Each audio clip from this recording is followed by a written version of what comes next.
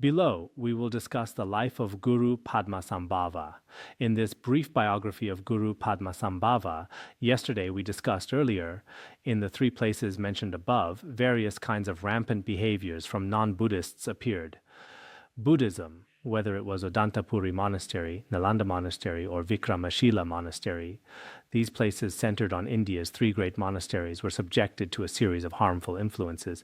At that time, Guru Padmasambhava practiced the Heruka teachings. When we practice wrathful deities, because each time we practice many wrathful deities, but among the wrathful deities, the most important one, including when we practice the 100 peaceful and wrathful deities, Heruka is in the center. This is very important. So if we accomplish his practice, all other peaceful and wrathful deities are naturally accomplished. This is extremely important. Then it said that Guru Padmasambhava took out the wrathful Kala that conquers the three realms.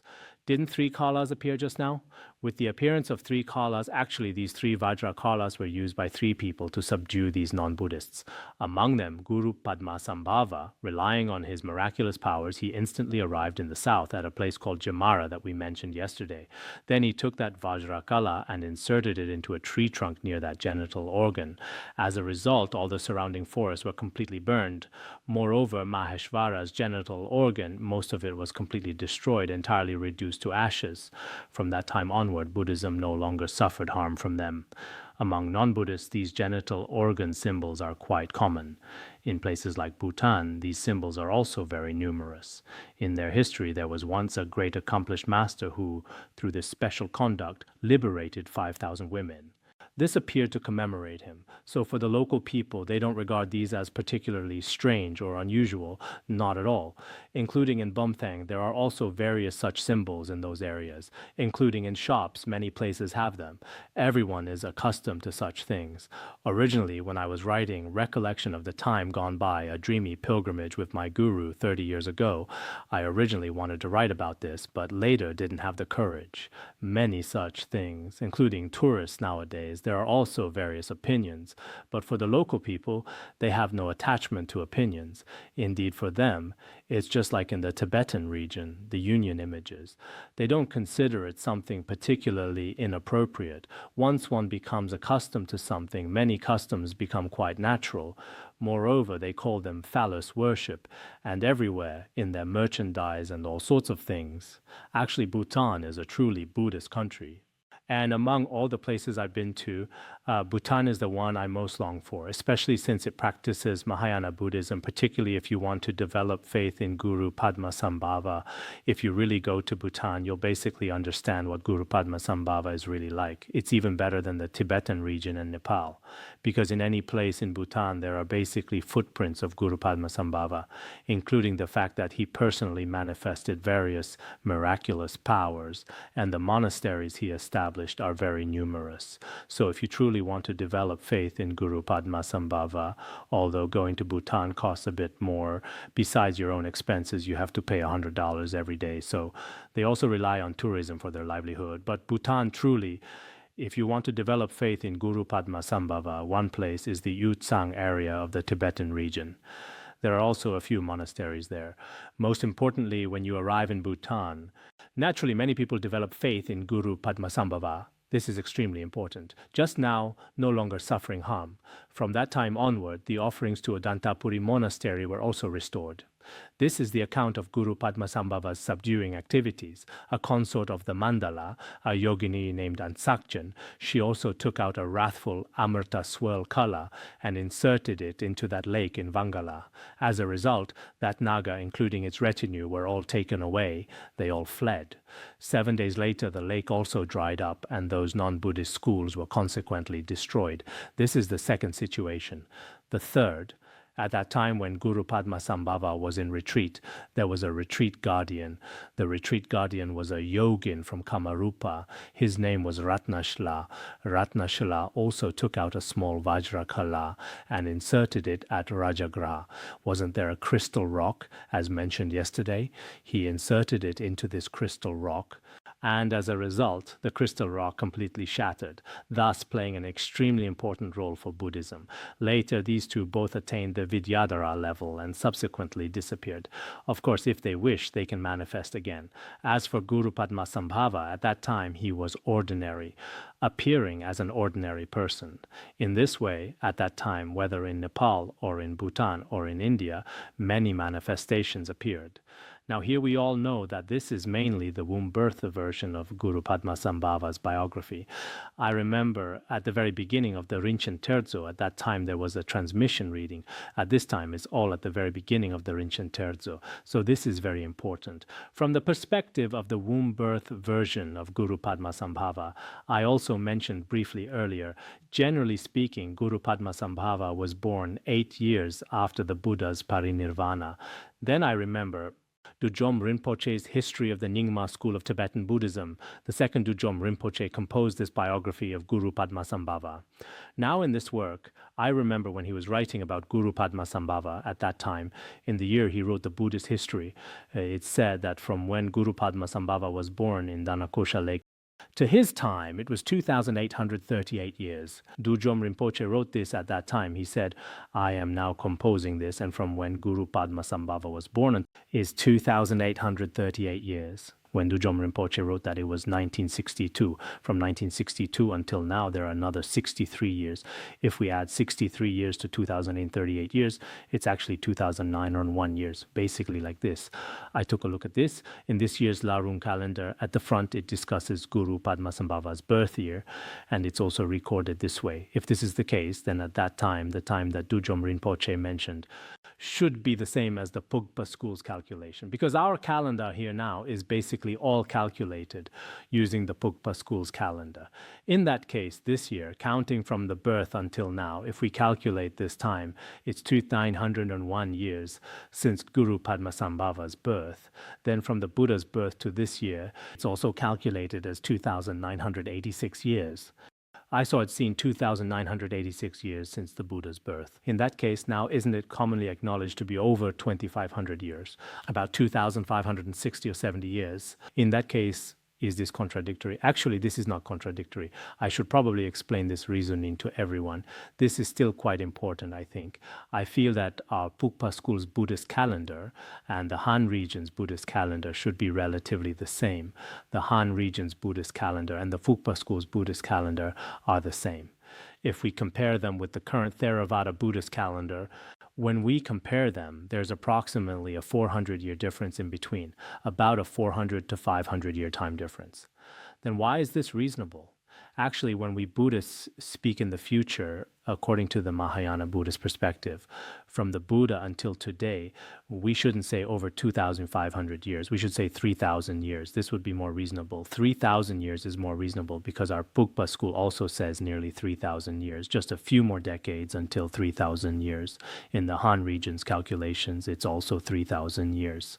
Then what's the reason for this? Previously in 1950, at that time in the capital of Sri Lanka, 29 countries held a meeting called the World Fellowship of Buddhists. At that time, it seems over 100 people participated, and they themselves established, according to that year, a relatively common statement. The Buddha came here over 2,500 years ago. This is what we now commonly call the world's Buddhist calendar calculation. But later, the Han region's Venerable Xuyun was quite opposed to this. Why? He said, our Han Chinese Buddhism's successive generations' Buddhist calendar is over 3,000 years. This time they themselves started acknowledging this Buddhist calendar. In this way, it means being irresponsible toward history. Actually, his statement, I also recently researched some materials. In the end, there is still something relatively reliable. There is something called the Records of Strange Events in the Book of Zhou. This scriptural reference, perhaps it will be used, perhaps not, but you should still note it. There is a Records of Strange Events in the Book of Zhou. That Records of Strange Events in the Book of Zhou actually dates to the 24th year of King Zhou of Zhou. At that time, it was the year of Jiayin, which is our current tiger year. On the 8th day of the 4th month, rivers began churning, and well water began overflowing, including palaces, residences, mountains, rivers, and the earth. Everything was shaking. At this time, 5-colored light entered the Taiwei, inside the imperial palace. Then at that time, in the west, some red light also appeared. At this time he inquired about it. He had a person under him. He asked him. At that time King Zhou of Zhou asked a person named Xuyun, "What auspicious omen is this?" At that time Xuyun told him, "A great sage has appeared in the west. Such a person has been born in the west. Therefore such an auspicious sign has appeared." At that time King Zhou of Zhou then said, "What does this mean for our country?" He said, For our country it means nothing now, but after 1,000 years his voice and teachings will be able to come to our place." Then King Zhou of Zhou recorded this matter and buried it in the southern outskirts as a symbol. This is clearly present in our current records of strange events in the Book of Zhou. Now at that time, the 8th day of the 4th month when this appeared. What time was this? 1027 BCE. At that time during King Zhou of Zhou, this auspicious sign appeared. 1027 BCE. This year should be when the Buddha was born. If we calculate this way, aren't we now in the year 2025? If we add 1027 years to 2025, it's actually 3052 years. As for 3052 years, actually, didn't I just mention this? Between the Phugpa school's perspective, I calculated a difference of 66 years. For example, according to the Phugpa school, it's not quite 3,000 years yet. Over 2,900 years, it considers it 3,050 years. In this way, between us, there's approximately this difference. Actually, according to the Han region's perspective, why is the Buddha's birthday now all on the 8th day of the 4th month?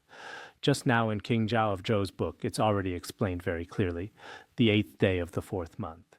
So the entire Han Chinese Buddhist perspective is that the Buddha's advent should be 3,000 years ago. In the Tibetan region, according to the Phugpa school's calendar, it's over 2,900 years, so these two differ by several decades, a 66-year gap in between. The Buddha later passed into parinirvana during King Mu of Zhou.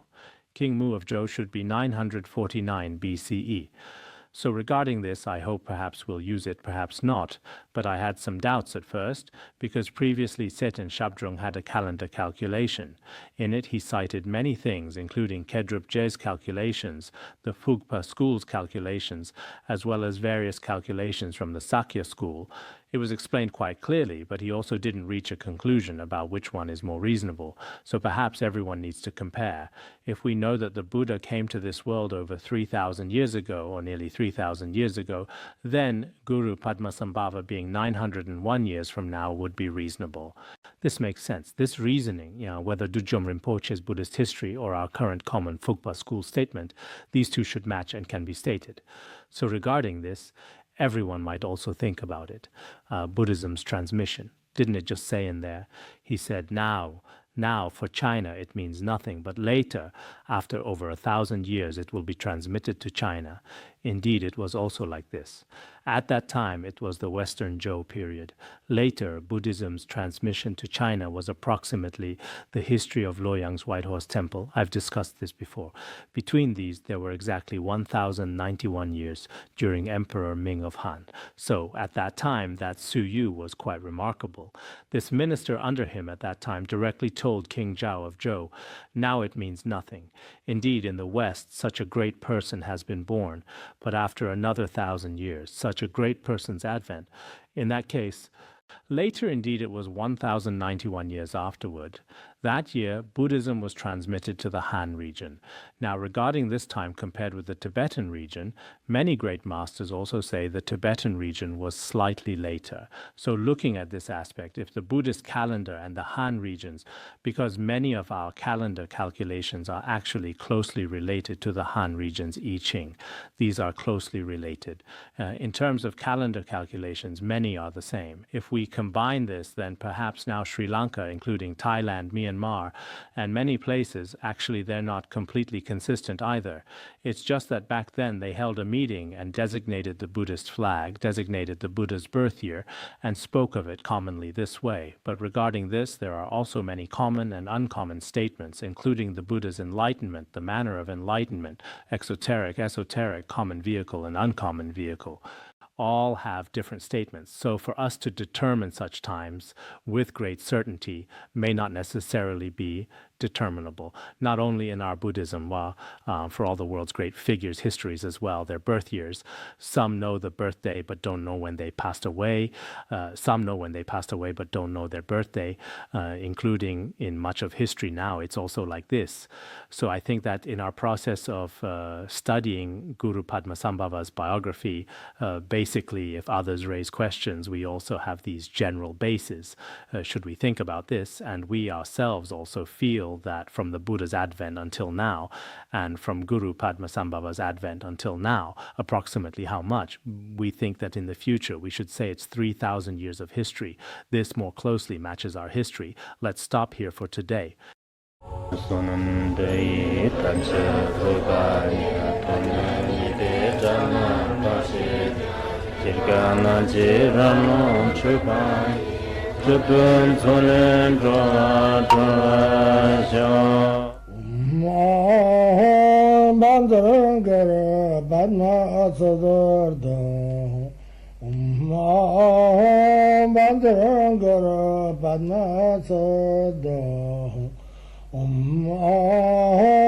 Bandara Padma Sodargye